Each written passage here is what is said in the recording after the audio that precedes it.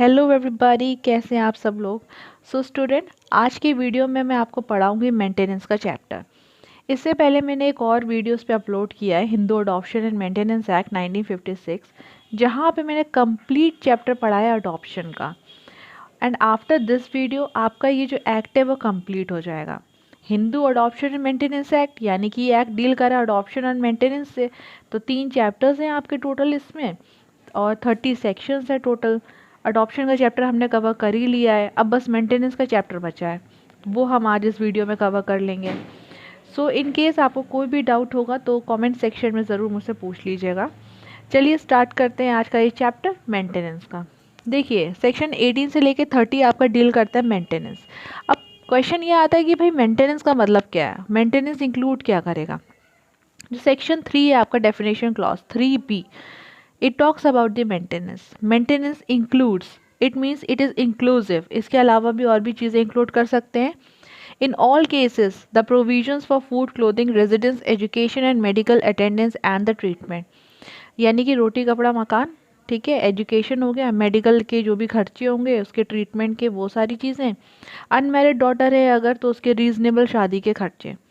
All right, so this will be included under the maintenance.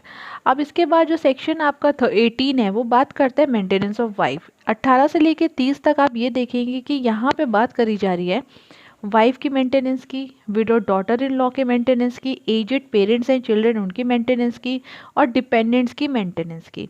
तो total यहाँ पर 4 चीज़ें मैंने आपको बताई। Maintenance of wife, maintenance of widow daughter in law section 19, section 20 aged parents and children, thereafter 22 maintenance of dependents 18, 19, 20 और 22, ठीक है। और डिपेंडेंट्स कौन होते हैं वो आपको सेक्शन 21 में बताया जाएगा। ऑल राइट, अब इतना समझ में आ गया होगा। Let's start with the section 18 maintenance of wife. Chapter है सेक्शन 18, स्टार्ट करेंगे मेंटेनेंस ऑफ वाइफ। यहाँ पे बेसिकली 3 क्लॉजेज हैं आपके, क्लॉज 1, क्लॉज 2, क्लॉज 3। क्लॉज 1 और 2 जनरल क्लॉजेज हैं जहाँ पे बात करता है Hindu wife is entitled to claim the maintenance from a husband, साथ रह के भी और सेपरेट रह कर भी, ठीक है, दोनों में। ऐसा नहीं है कि अगर कोई हिंदू वाइफ अपने हस्बैंड से अलग रह रही है तो उसका मेंटेनेंस का राइट ख़त्म हो जाता है।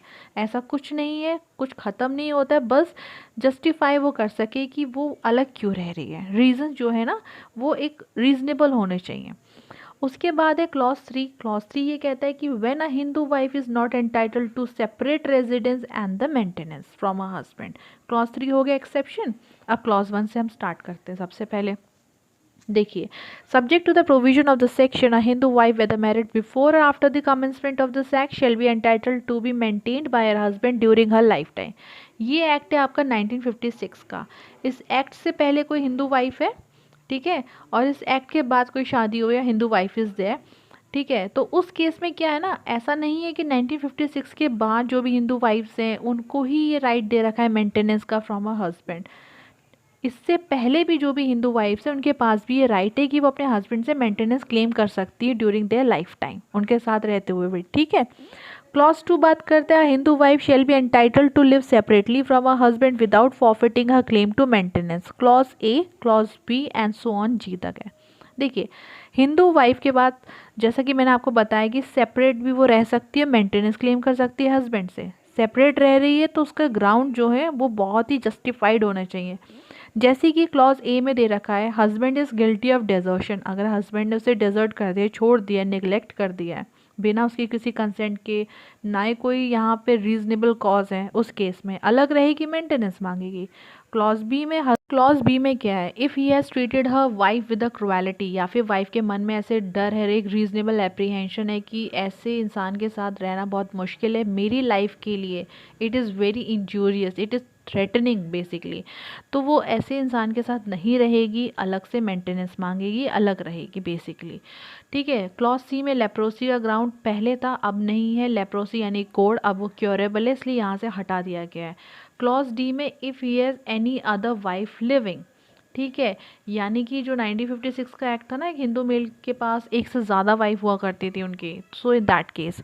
उसके बाद clause E, if he keeps a concubine in the same house, concubine यानी कि मिस्ट्रेस, अगर हस्बैंड ने जिस घर में वो अपनी वाइफ के साथ रहता है उसी घर में कॉन्क्यूबाइन को रख रखा है, या फिर कॉन्क्यूबाइन को किसी और रेजिडेंस प्लेस पर रख रखा है और वो वहाँ पर रिजाइड करता है, सो ये भी एक ग्राउंड हो सकता है कि जो वाइफ है भाई, ऐसे इंसान के साथ कौन रहना चाहेगा, राइट। सो वो अलग रहेगी, मेंटेनेंस मांगेगी। उसके बाद है आपका if he has ceased to be a Hindu by conversion, अगर कोई हिंदू वाइफ है, उसका हस्बैंड कन्वर्ट हो जाता है, धर्म परिवर्तन कर लेता है किसी और धर्म में, हिंदू नहीं रहता है, तो वहाँ पे भी वो अलग रहेगी, मेंटेनेंस क्लेम कर सकती है।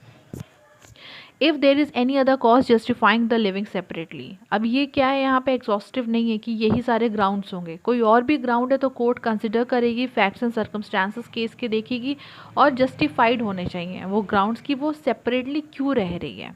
ठीक है, क्लॉज 3 बात करता है Hindu wife shall not be entitled to separate residence and the maintenance from a husband if she is unchaste or ceases to be a Hindu by conversion to another religion. Unchaste का मतलब if the wife is living in adultery, ठीक है, असती कहते हैं या फिर अपवित्र कह सकते हैं, ठीक है, if she is having the sexual intercourse with some other person in that case out of the wedlock, तो वहाँ पे अनचेस्ट हो गई वो। उसके बाद एक ग्राउंड अनचेस्ट का हो गया। उसके बाद है आपका कन्वर्जन का भी, ठीक है, अगर हिंदू वाइफ वो भी कन्वर्ट हो जाती है दूसरे धर्म में तो उसका ये राइट यहाँ से ख़त्म हो जाता है। सो सेक्शन 18 में आपका मेंटेनेंस ऑफ वाइफ का यही 3 क्लॉजेस हैं। आई होप आपको समझ में आ गया है। सो साथ रह के भी कर सकती है क्लेम, अलग रह के भी वो मेंटेनेंस अपने हस्बैंड से मांग सकती है, बस रीज़न जस्टिफाइड होने चाहिए। ए से लेके आपके एफ तक के रीज़न, और जी में लिखा है कोई और भी अगर रीज़न है उसका जस्टिफाइड वो कर पा रही है भाई कोर्ट में कि why she is living separately, इस इंसान के साथ, हस्बैंड के साथ मैं नहीं रह सकती हूँ because of so and so reason, court को लगता है भाई जस्टिफाइड है यार, ऐसे इंसान के साथ नहीं रह सकता भाई कोई, ठीक है, तो अलग रहेगी, मेंटेनेंस मांगेगी। और अगर खुद ही उसने धर्म परिवर्तन कर लिया है and she is living in unchastity, तो उस केस में वो मेंटेनेंस क्लेम नहीं कर सकती है, ठीक है। सी सेक्शन 18 के साथ साथ आपको ये चीज़ क्लियर होनी चाहिए माइंड में कि एक हिंदू वाइफ के पास मेंटेनेंस का सूट फाइल करने के बहुत सारे ऑप्शंस होते हैं। ना ही केवल वो हामा में सूट फाइल कर सकती है, बट वो 125 सीआरपीसी में भी सूट फाइल कर सकती है, section 24-25 of Hindu marriage act वहाँ भी सूट फाइल कर सकती है मेंटेनेंस का। तो ये चीज़ अपने दिमाग में क्लियर रखिएगा। और ऐसा नहीं है कि वो मतलब देखिए 125 सीआरपीसी में सूट फाइल करा या हामा में कर दिया या फिर हिंदू मैरिज एक्ट में कर दिया तो ये पॉसिबल है, वो एक टाइम पे जो है ऐसा कर सकती है। क्या होगा, मान लीजिए 125 सीआरपीसी ने अगर कोर्ट ने वहाँ पे उसको कहा कि भाई 10,000 का मेंटेनेंस वहाँ पे दिया उसको कि 10,000 रुपये हर महीने हस्बैंड देगा वाइफ को, और यहाँ पे एक सूट फाइल कर रखा था इसमें भी आपका हामा में मान लीजिए 5,000 रुपये जो है कोर्ट ने डिसाइड करा, तो वो सेट ऑफ हो जाता है वहाँ पे पैसा कि वहाँ से भी मिल रहा है यहाँ से भी मिल रहा है, ठीक है।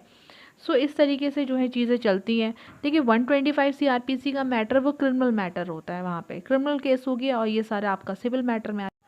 Section 19 it talks about the maintenance of widow daughter in law, ये आपका स्पेसिफिक प्रोविज़न है जहाँ पे एक विडो डॉटर इन लॉ अपना मेंटेनेंस जो है अपने लिए अपने ससुर से क्लेम कर रही है। अब ऐसी क्या कंडीशंस है कि ये सब चीज़ें अराइज हो रही हैं।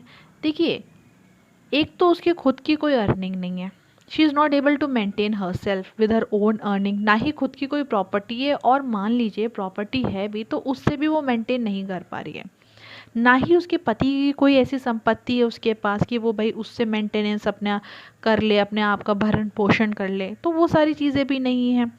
एक फ़ीमेल के क्लोजेस्ट रिलेशंस अगर आप देखें ना तो कौन हो सकते हैं, उसके बच्चे, उसका हस्बैंड, उसके फादर, उसकी मदर। हस्बैंड तो है ही नहीं यहाँ पे, तो जितने भी ये रिलेशंस बताए ना मैंने आपको, फादर मदर बच्चे, तो she is not even able to maintain herself from the estate of her husband, estate of her father mother and even children. ना कोई प्रॉपर्टी है, ना कोई यहाँ पे उसकी खुद की कोई अर्निंग है, अगर है भी तो दैट इज़ नॉट सफिशेंट, ठीक है।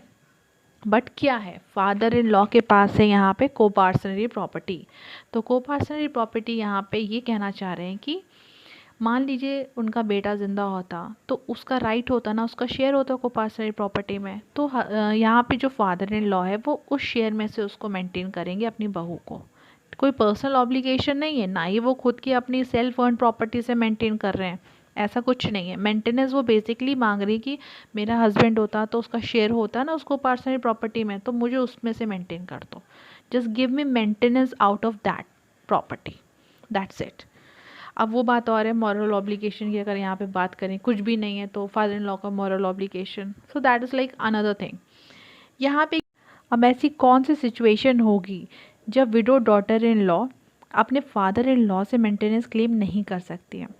अगर शादी हो गई, ठीक है, अगर डॉटर इन लॉ ने शादी कर ली तो उसका जो राइट है मेंटेनेंस क्लेम करने का फादर इन लॉ से वहीं ख़त्म हो जाएगा, ठीक है। तो आपका ये सेक्शन 19 इससे डील करता है। आई होप आपको समझ में आया हो। अब हम पढ़ेंगे section 20, that is the maintenance of children and aged parents. So maintenance of children and aged parents और द इन्फर्म पेरेंट्स। चिल्ड्रन यहाँ पे लेजिटिमेट हो या फिर इलेजिटिमेट हो, does not matter, both are included. उनको मेंटेन करना यहाँ पे हिंदू इज़ बाउंड, ठीक है, पेरेंट्स बाउंड है यहाँ पे मेंटेन करने के लिए, तो पेरेंट्स से क्लेम कर सकते हैं चिल्ड्रन, चाहे वो लेजिटिमेट हो या फिर इलेजिटिमेट हो, जब तक वो माइनर है, फॉर देम मेंटेनेंस। यानी कि पेरेंट्स कब तक मेंटेन करेंगे लेजिटिमेट या फिर इलेजिटिमेट चिल्ड्रंस को, जब तक वो माइनर है। और अगर यहाँ पे कोई अनमैरिड डॉटर है तो उसको तब तक मेंटेन किया जाएगा until she is able to maintain herself out of her own earnings और द प्रॉपर्टी।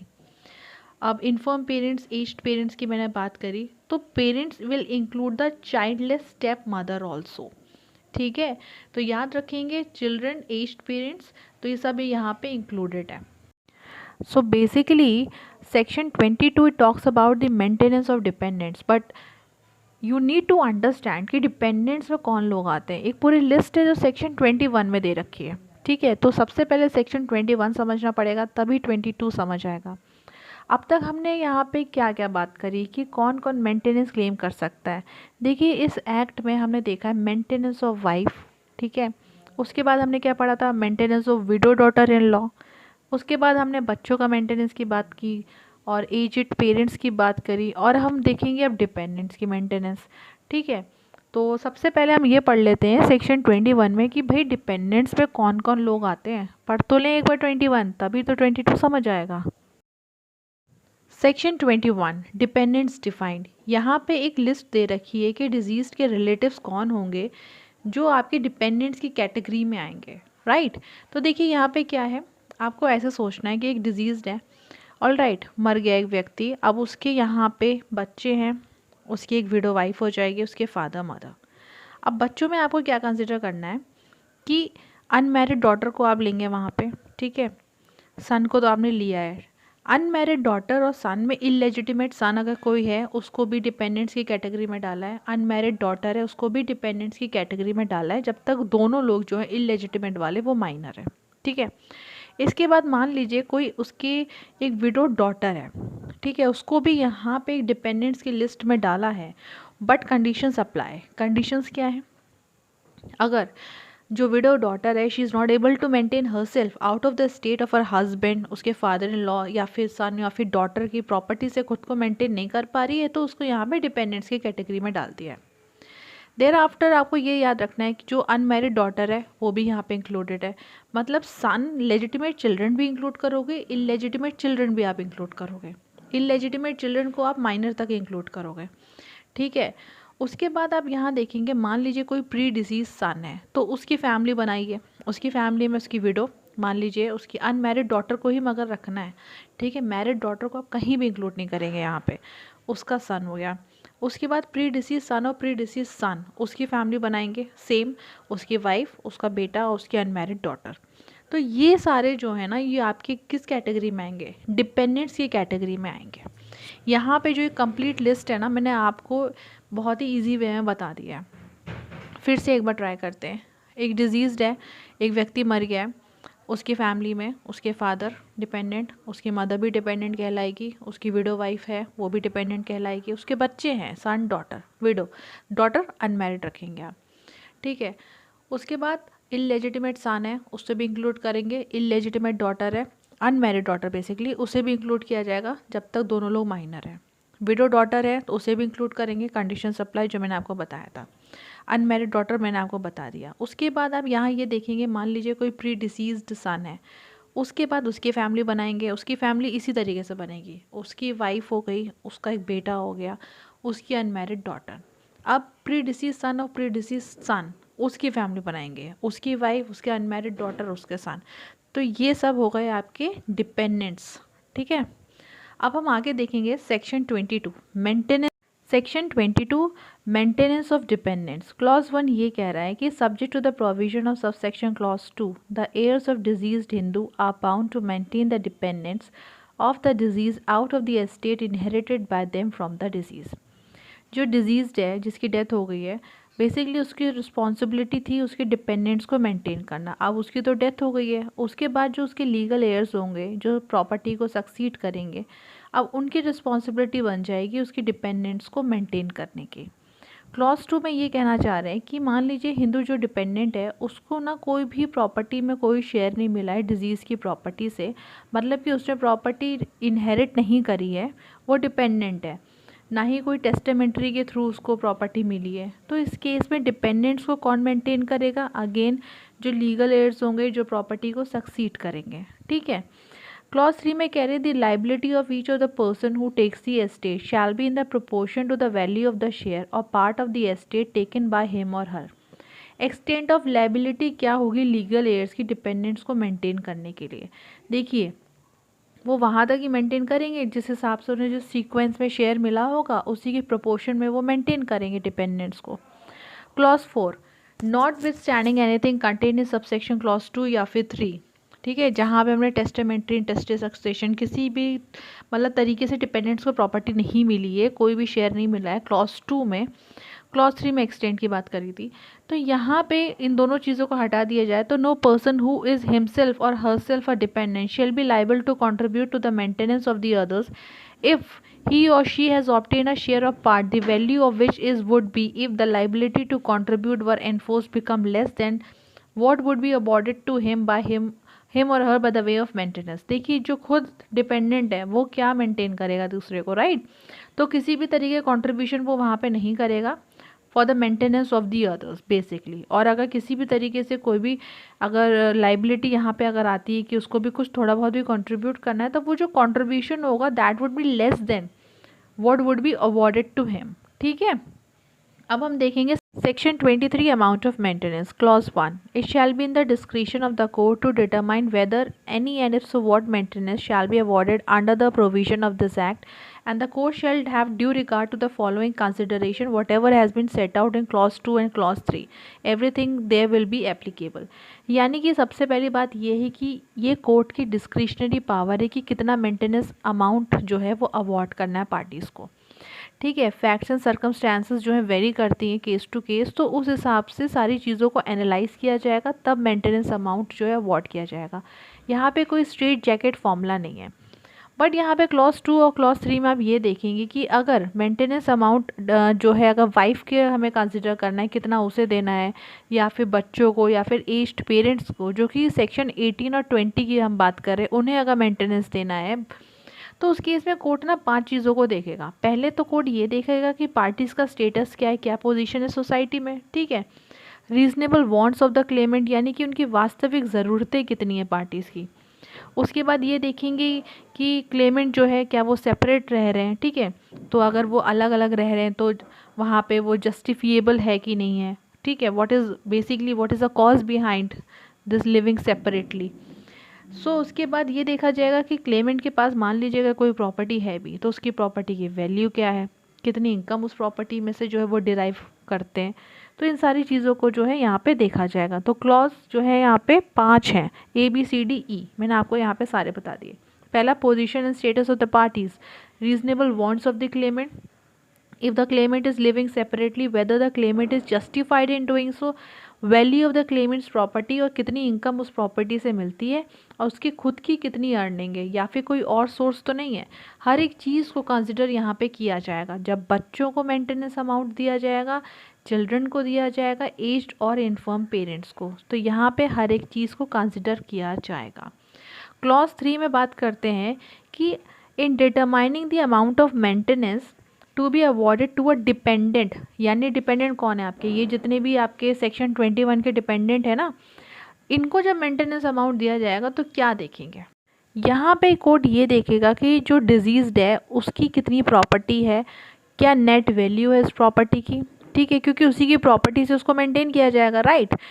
उसके बाद देखेंगे कि रिलेशन क्या है जो क्लेमेंट है, जो डिपेंडेंट और डिजीज़ के बीच में। उसके बाद देखेंगे क्या वांट्स है क्लेमेंट की, और पास्ट रिलेशंस भी देखा जाएगा, मतलब कि मान लीजिए अगर वाइफ को यहाँ पे डिपेंडेंट बनाया गया है तो किस तरीके का रिश्ता था, ठीक है, happy sad everything like that, उस तरीके से जो है रिलेशन को, पास्ट रिलेशन को कंसिडर किया जाएगा। Degree of relation between Clement और डिजीज़, यहाँ पे प्रॉक्सिमिटी ऑफ द रिलेशनशिप देखी जाएगी, ठीक है। उसके बाद नंबर ऑफ डिपेंडेंट्स, कितने डिपेंडेंट्स है हुआ क्लेमिंग फॉर द मेंटेनेंस, ठीक है। तो इस तरीके से यहाँ पे सारी चीज़ें कंसिडर करी जाएंगी। Section 24 claimant to maintenance should be a Hindu. देखिए हिंदू पे ही अप्लाई करता है हामा, तो क्लेमेंट भी हिंदू ही होना चाहिए। Section 25 amount of maintenance may be altered on change of circumstances. मान लीजिए कोर्ट की डिक्री के थ्रू एक मेंटेनेंस अमाउंट अवॉर्ड कर दिया गया पार्टीज़ को, उसके बाद आप ये भी सिचुएशन ले सकते हैं अग्रीमेंट के थ्रू भी पार्टीज़ के बीच में हो गया कि इतना मेंटेनेंस जो है दिया जाएगा। कोई परिस्थिति में बदलाव आया तो जो ये अमाउंट है मेंटेनेंस का, क्या ये ऑल्टर हो सकता है, क्या इसे कम किया जा सकता है, क्या इसमें इंक्रीमेंट भी हो सकता है, तो जी हाँ ऐसा हो सकता है। अब मान लीजिए कि हस्बैंड को मेंटेनेंस देना था, कोर्ट ने ऑर्डर किया कि 5,000 रुपीज़ पर मंथ, ठीक है। अब लेटर क्या हुआ, उसकी नौकरी चली गई, तो वहाँ पे सूट फाइल करेगा कि जो अमाउंट ऑफ मेंटेनेंस है उसे ऑल्टर किया जाए। अब एक सिचुएशन ये भी हो सकती है कि डिक्री के थ्रू कोर्ट ने ये कहा कि हस्बैंड को 20,000 रुपीज़ पर मंथ अपनी वाइफ को देना पड़ेगा as a maintenance amount. Thereafter उसका प्रमोशन हो गया और बच्चों के खर्चे, ये सारी चीज़ें अब बढ़ गई, ठीक है, बच्चे भी बड़े हो गए, तो वाइफ यहाँ पे सूट फाइल करेगी कि अमाउंट ऑफ मेंटेनेंस को ऑल्टर किया जाए, इसे बढ़ाया जाए, ठीक है, ज़रूरतों के हिसाब से।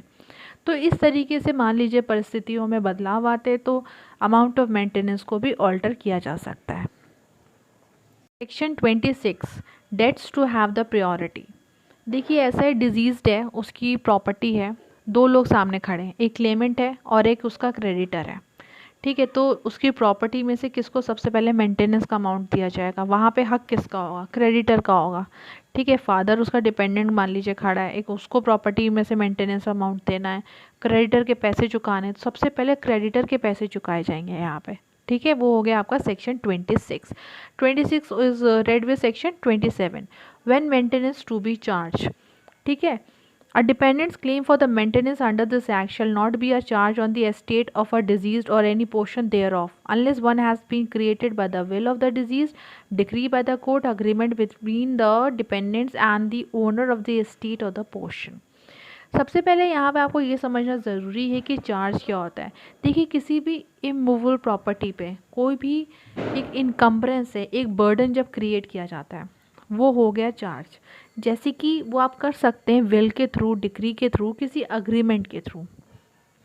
अब आप देखेंगे मान लीजिए सेक्शन 18 हामा में वाइफ ने मेंटेनेंस अमाउंट के लिए क्लेम करा, अब उसने यहाँ पे क्रुएलिटी का एक ग्राउंड लगाया था जिसकी वजह से वो अलग रही थी, बट हस्बैंड के पास ना कोई अर्निंग नहीं थी, कोई ऐसा सोर्स नहीं था, मगर एक चीज़ थी उसके पास थी एक प्रॉपर्टी जिससे उसको पैसा आता था, रेंट पे उसने मकान उठा रखा था, तो 10,000 रुपये उसको रेंट आता था, उसी से उसका खर्चा पानी भाई उसका चल रहा था उसके हस्बैंड का।